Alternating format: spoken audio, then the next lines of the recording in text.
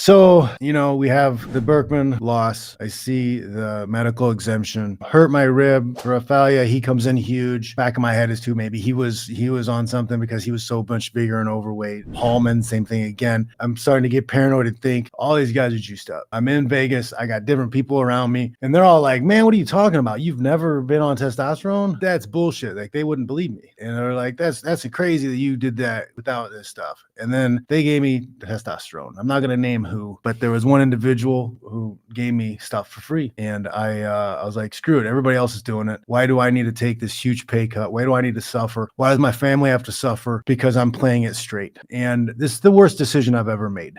I am pretty prideful in my integrity, what I think of my integrity and doing what's right and wrong. I definitely did the wrong thing going into the Polaris fight. My thinking was Polaris was a known cheater. He had been caught cheating before, and he had also held on to submissions and things for far too long with training partners and people in competition. I'm going up against a known cheater in an environment that is rich and saturated with cheaters. All these other guys had armor on, and I did not. I justified it. I rationalized it to myself that it was okay. And it was seriously the worst thing I've ever done. I'm extremely disappointed in myself still to this day for it. I went in and I had worked a lot on my stand-up for that fight. I didn't grapple much, right? I'm fighting a leg locker and I didn't grapple much. You know why? Because my ass hurt. My ass hurt from injecting steroids in my ass. The testosterone injections were the freaking most painful thing. I can't understand how guys are able to do this. I mean, I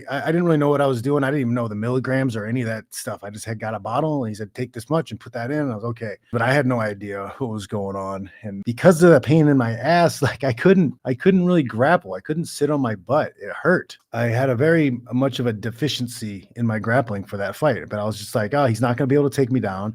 And I'm just going to outstrike him because my striking was getting really good. And it started off really good in the fight. The big mistake, he shot a single leg, and instead of defending the single leg, I went for the neck. Stupid. It was a big mistake. I should have just focused on the wrestling defense. Shut down the leg attack first, create space, get back to the feet. And, I think if I would have spent more time grappling and more time wrestling, I would have maybe handled that better. But again, not being in the right place mentally, lowering myself to the level of cheaters, because I think that was what everybody was doing. And it was the only way I was going to get back to making money. Biggest mistake in my life.